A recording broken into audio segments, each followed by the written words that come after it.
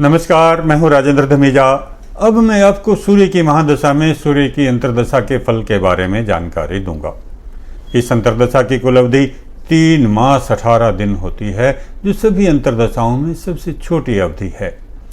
सूर्य ग्रह की महादशा की अवधि में मिलने वाले सामान्य फलों का विवरण मैं अलग वीडियो में पहले दे चुका हूं। अब मैं सूर्य ग्रह की महादशा में सूर्य ग्रह की अंतर्दशा की अवधि में मिलने वाले फलों का विवरण दूंगा।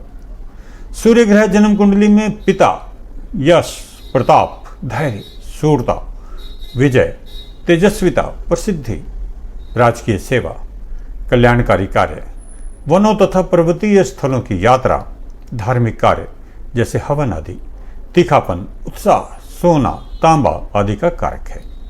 सूर्य ग्रह अच्छे स्वास्थ्य तथा हड्डी आदि का भी कारक है। यदि जन्मपत्री में सूर्य शुभ स्थिति में होता है तो व्यक्ति को कीर्तिवान, सत्यवादी, अधिकार संपन्न, प्रतिभा संपन्न, गंभीर, दयालु, आत्मविश्वासी तथा नेतृत्व की शक्ति रखने वाला बनाता है। व्यक्ति की रुचि ज्ञान विज्ञान, सेना, चिकित्सा शास्त्र, राजनीति शास्त्र, आभूषण कला आदि में होती है। यदि सूर्य जन्मपत्री में मेष, कर्क, सिंह, वृश्चिक, धनु या मीन राशि में स्थित होता है तो यह शुभ प्रभाव देता है। यदि आपकी जन्मपत्री में सूर्य शुभ प्रभाव देने वाला ग्रह है तो सूर्य ग्रह की महादशा में सूर्य ग्रह की अंतर्दशा की अवधि का यह समय आपको काफी शुभ परिणाम देगा। इस अवधि में आपको सरकारी पक्ष से सहयोग मिलेगा, आपका स्वास्थ्य काफी अच्छा रहेगा तथा अधिकांश योजनाओं को आप पूर्ण करेंगे। विभिन्न राजनीतिक व सामाजिक कार्यों में आपको सफलता मिलेगी। आपके मित्र व पारिवारिक सदस्य आपको लाभ पहुंचाएंगे और यथासंभव सहयोग देने के लिए तैयार रहेंगे। यदि आप व्यवसाय करते हैं तो आप अपने क्षेत्र में शिखर पर पहुंच जाएंगे। आपके व्यावसायिक प्रतिद्वंद्वी आपको हानि पहुंचाने में असफल रहेंगे। विदेश व्यापार में आपको लाभ होगा। आप दूर दूर स्थानों की व्यावसायिक यात्राएं करेंगे, जिनसे आपके संपर्क क्षेत्रों में काफी वृद्धि होगी। इस अवधि में आपकी आध्यात्मिक गतिविधियों में भी वृद्धि होगी। आपका पारिवारिक वातावरण सद्भावनापूर्ण रहेगा। इस अवधि में आप पूजा पाठ तथा धार्मिक गतिविधियों में काफी समय लगाएंगे। यदि आप नौकरी करते हैं तो आपकी पदोन्नति होगी। आपके मान सम्मान तथा प्रतिष्ठा में काफी वृद्धि होगी। इस समय का आपको सदुपयोग करना चाहिए, क्योंकि थोड़ी सी मेहनत करने पर आपको काफी अच्छे फल मिलने की संभावनाएं हैं। दाम्पत्य जीवन में आपको सुखों की अनुभूति होगी। यदि आप छात्र हैं तो परीक्षा व प्रतियोगिता में आपको सफलता मिलेगी। इस अवधि में और अधिक सफलता के लिए आप रविवार को प्रातःकाल माणिक्य धारण करें। आप सोने की चेन पहने जो पेट तक लंबी हो। घर में गुलाब के फूल उगाएं और हमेशा गुलाब के ताजे फूल गुलदस्ते में सजाएं।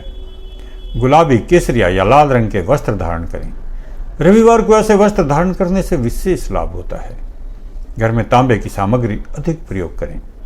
रसोई में कुछ एक तांबे के बर्तन इस्तेमाल किए जा सकते हैं।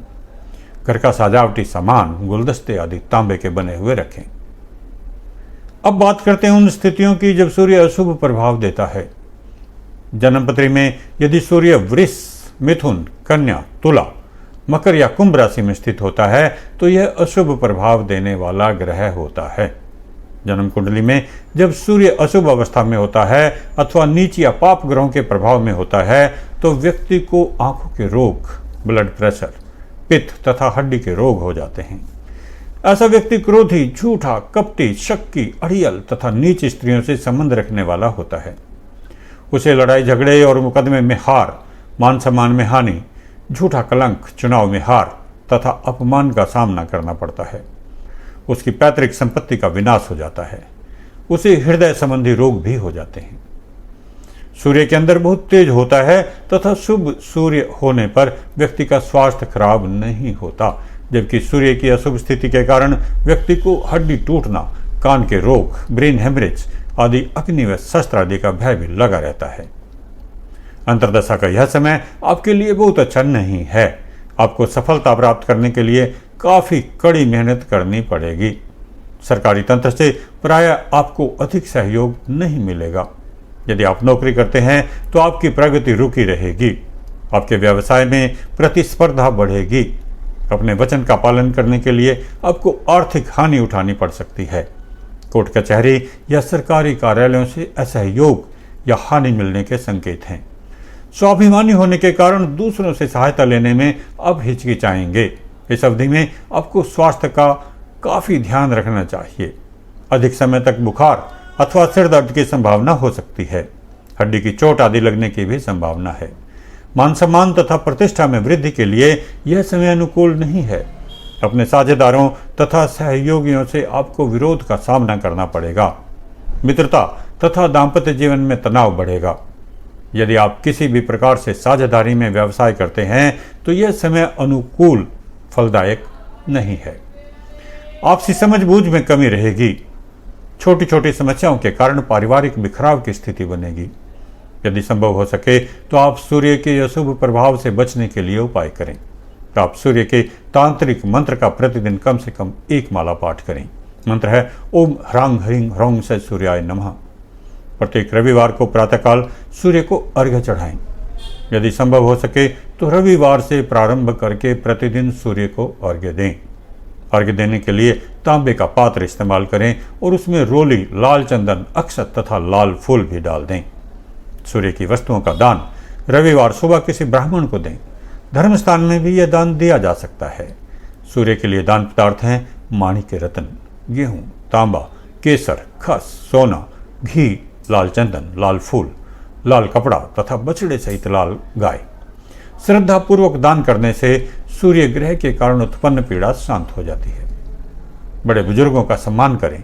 पिता अथवा गुरु के पैर छूकर आशीर्वाद प्राप्त करें। अपना आचरण शुद्ध रखें। मांस तथा मदिरा का सेवन न करें।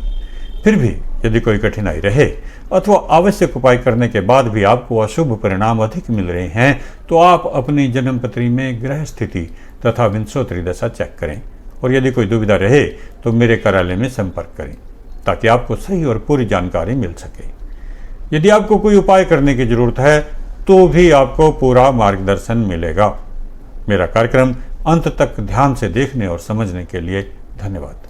मेरे चैनल को लाइक करें, सब्सक्राइब करें व शेयर अवश्य करें ताकि आपको व आपके मित्रों को सही जानकारी समय पर मिलती रहे। बहुत बहुत धन्यवाद।